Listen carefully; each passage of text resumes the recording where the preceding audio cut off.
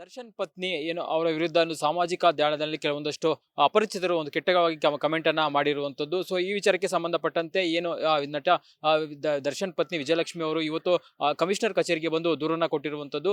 CCB ಮುಖ್ಯಸ್ಥರಾದಂತಹ ಏನು ಅಜಯ್ ಇಲೋರಿ ಏನಿದ್ದಾರೆ, so ಅವರ ಕಚೇರಿಗೆ ಬಂದು ಸ್ವತಃ ದೂರನ್ನ ಕೊಟ್ಟಿರುವಂತದ್ದು. ಸದ್ಯಕ್ಕೆ ಆ ದೂರನ್ನ ಪಡೆದುಕೊಂಡಂತ ಸಂದರ್ಭದಲ್ಲಿ ಏನು ವಿಜಯಲಕ್ಷ್ಮಿ ಅವರು ಕೆಲವೊಂದಷ್ಟು ಐಡಿಗಳ ವಿರುದ್ಧ ಕಂಪ್ಲೇಂಟ್ ಅನ್ನ ಕೊಟ್ಟಿರುವಂತದ್ದು. ಅಂದ್ರೆ ಅವ್ರಿಗೆ ಕೆಟ್ಟದಾಗಿ ಕಮೆಂಟ್ ಅನ್ನ ಯಾರ್ಯಾರು ಮಾಡ್ತಾ ಇದ್ರು, ಮತ್ತೆ ಸಾಮಾಜಿಕ ಜಾಲದಲ್ಲಿ ಇನ್ಸ್ಟಾಗ್ರಾಮ್ ಇರ್ಬೋದು, ಮತ್ತೆ ಟ್ವಿಟರ್ ಇರ್ಬೋದು, ಮತ್ತೆ ಫೇಸ್ಬುಕ್ ಇರ್ಬೋದು. ಸೊ ಈ ರೀತಿ ಸಾಮಾಜಿಕ ಜಾಲದಲ್ಲಿ ಯಾರೆಲ್ಲ ಕಮೆಂಟ್ ಅನ್ನ ಮಾಡ್ತಾ ಇದ್ರು, ಆ ವಿಚಾರಕ್ಕೆ ಸಂಬಂಧಪಟ್ಟಂತೆ ಈಗ ಆ ದೂರನ್ನ ಕೊಟ್ಟಿರುವಂಥದ್ದು. ದೂರನ್ನ ಆಧರಿಸಿ ಇದೀಗ ಏನು ಸೈಬರ್ ಕ್ರೈಮ್ ಪೊಲೀಸ್ ಠಾಣೆಯಲ್ಲಿ ಸೈಬರ್ ಕ್ರೈಮ್ ಪೊಲೀಸರು ಇದೀಗ ಒಂದು FIR ಸಹ ದಾಖಲು ಮಾಡ್ಕೊಂಡಿರುವಂಥದ್ದು. ಅಂದ್ರೆ ಮಹಿಳೆಯ ಗೌರವಕ್ಕೆ ಧಕ್ಕೆ ತಂದ ಆರೋಪ ಇರ್ಬೋದು, ಮತ್ತೆ ಮಹಿಳೆಯ ವಿರುದ್ಧ ಲೈಂಗಿಕ ದೌರ್ಜನ್ಯ ರೀತಿಯಲ್ಲಿ ಒಂದು ಸನ್ನೆಯನ್ನ ಮಾಡುವಂಥದ್ದು, ಕೆಟ್ಟ ಕೆಟ್ಟ ಮೆಸೇಜ್ಗಳನ್ನ ಮಾಡುವಂಥದ್ದು ಇರ್ಬೋದು. ಸೊ ಈ ರೀತಿ ಸುಮಾರು 5ಕ್ಕೂ ಹೆಚ್ಚು ಸೆಕ್ಷನ್ಗಳ ಅಡಿಯಲ್ಲಿ ಒಂದು FIR ಅನ್ನ ದಾಖಲು ಮಾಡಿಕೊಂಡು ಇದೀಗ ಆ ಅಕೌಂಟ್ಗಳು ಏನಿದೆ, ವಿಜಯಲಕ್ಷ್ಮಿ ಕೊಟ್ಟಂತ ಅಕೌಂಟ್ಗಳು ಏನಿದೆ, ಆ ಅಕೌಂಟ್ಗಳ ಒಂದು ಪತ್ತೆಗೆ ಪೊಲೀಸರು ಸಹ ಮುಂದಾಗಿರುವಂಥದ್ದು. ಅಂದ್ರೆ ಪ್ರಮುಖವಾಗಿ ಏನಂದ್ರೆ ಕಳೆದ ಏನು ಸೆಪ್ಟೆಂಬರ್ನಲ್ಲಿ ಸಹ ಇದೇ ರೀತಿಯ ನಟಿ ರಮ್ಯಾ ಅವರು ಸಹ ದೂರನ್ನ ಕೊಟ್ಟಿದ್ರು. ಆ ದೂರನ್ನ ಆಧರಿಸಿ ಸೈಬರ್ ಕ್ರೈಮ್ ಪೊಲೀಸರು ಒಂದು ಕ್ವಿಕ್ ಆಗಿ ಆಕ್ಷನ್ ಅನ್ನ ಮಾಡಿದ್ರು. ಯಾರ್ಯಾರು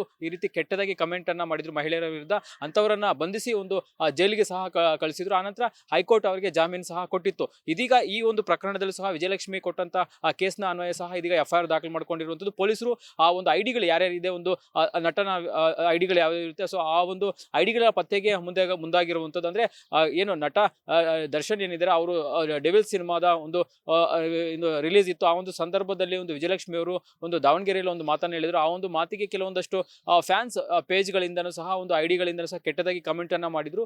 ಅದನ್ನ 2-3 ದಿನಗಳಿಂದನೂ ಸಹ ಅವರು ಆ ಒಂದು ಕಂಪ್ಲೇಂಟ್ಗಳನ್ನು ಕೊಡಬೇಕು ಅಂತ ಹೇಳ್ಬಿಟ್ಟು ಅವರು ಚಿಂತನೆಯನ್ನ ಮಾಡಿದ್ರು. ನನ್ನೆ ಏನು ಅವರು ಪರಪ್ಪನಗರ ಜೈಲಿಗೆ ಹೋಗ್ಬಿಟ್ಟು ದರ್ಶನ್ ಅವರನ್ನ ಭೇಟಿ ಮಾಡಿ ಈ ರೀತಿ ಒಂದು ಕೆಟ್ಟದಾಗಿ ಕಮೆಂಟ್ಗಳು ಬರ್ತಾ ಇದೆ, ಈ ಬಗ್ಗೆ ಏನು ದೂರು ಕೊಡೋದ, ಯಾವ ರೀತಿ ಮುಂದುವರಿಬೇಕು ಏನೋದ್ರ ಬಗ್ಗೆ ಸಹ ದರ್ಶನ್ ಅವರ ಬಳಿ ಸಹ ನಟಿ ವಿಜಯಲಕ್ಷ್ಮಿ ಅವರು ಸಹ ಒಂದು ಮಾಹಿತಿಯನ್ನ ಪಡ್ಕೊಂಡಿದ್ರು. ಅನಂತರ ನಟ ದರ್ಶನ್ ಅವರು ಸಹ ಒಂದು ಹೇಳಿರುವಂತದ್ದು, ಅಂದ್ರೆ ಯಾರೇ ಮಹಿಳೆಯರ ವಿರುದ್ಧ ಈ ರೀತಿ ಆರೋಪಗಳನ್ನು ಮಾಡಿ ಮಾತಾಡ್ತಾರೆ ಅಂತವ್ರ ವಿರುದ್ಧ ಕ್ರಮವನ್ನು ಕೈಗೊಳ್ಳಬೇಕು ಅಂತ ಹೇಳ್ಬಿಟ್ಟು ಹೇಳಿರುವಂತದ್ದು. ಆ ನಿಟ್ಟಿನಲ್ಲಿ ಇದೀಗ ಒಂದು ಪೊಲೀಸರು ಸಹ ಒಂದು ಕ್ರಮಕ್ಕೆ ಮುಂದಾಗಿರುವಂತದ್ದು. ಜೊತೆಗೆ ಏನಂದ್ರೆ ಈಗ ಒಂದು ಸೈಬರ್ ಪೊಲೀಸ್ ಠಾಣೆಯಲ್ಲಿ FIR ಸಹ ದಾಖಲಾಗಿರುವಂತದ್ದು. FIR ದಾಖಲಾದ ನಂತರ ಏನು ಪೊಲೀಸರು ಸಹ ಇದೀಗ ಬಂದು ಏನು ವಿಜಯಲಕ್ಷ್ಮಿ ಹೇಳಿಕೆಯನ್ನು ಪಡ್ಕೊಂಡಿರುವಂತದ್ದು. ಹೇಳಿಕೆ ಪಡ್ಕೊಂಡಾದ ನಂತರ ಖುದ್ದು FIR ಸಹ ದಾಖಲಾಗಿರುವಂತದ್ದು. ಈಗ ಒಂದು ಐಡಿಗಳು ಏನಿರುತ್ತೆ, ಆ ಒಂದು ಐಡಿಗಳ ಒಂದು ಪತ್ತೆಗೆ ಮುಂದಾಗಿರುವಂತದ್ದು. ಅಂದ್ರೆ ಆ ಒಂದು ಐಡಿಗಳು ಏನಿರುತ್ತೆ, ಆ ಒಂದು ಐಡಿಗಳು ನಿಜವಾದ ಅಕೌಂಟ್ ಆಗಿರುತ್ತಾ, ಅಕೌಂಟ್ಗಳಾಗಿರುತ್ತಾ, ಅಥವಾ ಏನೋ ಫೇಕ್ ಅಕೌಂಟ್ಗಳಿಂದ ದೂರನ್ನ ಕೊಟ್ಟಿದ್ದಾರೆ ಏನೋ ಅನ್ನೋದ್ರ ಬಗ್ಗೆ ಸದ್ಯಕ್ಕೆ ಸೈಬರ್ ಕ್ರೈಮ್ ಪೊಲೀಸರು ಒಂದು ಇನ್ಸ್ಟಾ ಇರ್ಬೋದು, ಮತ್ತೆ ಮೆಟಾ ಇರ್ಬೋದು, ಮತ್ತೆ ಫೇಸ್ಬುಕ್ ಸಹ ಒಂದು ಪತ್ರವನ್ನು ಬರೆಯಕ್ಕೆ ಮುಂದಾಗಿರುವಂತದ್ದು. ಯಾಕಂದ್ರೆ ಮಹಿಳೆಯರ ವಿರುದ್ಧ ಯಾರೇ ಸಹ ಈ ರೀತಿಯ ಒಂದು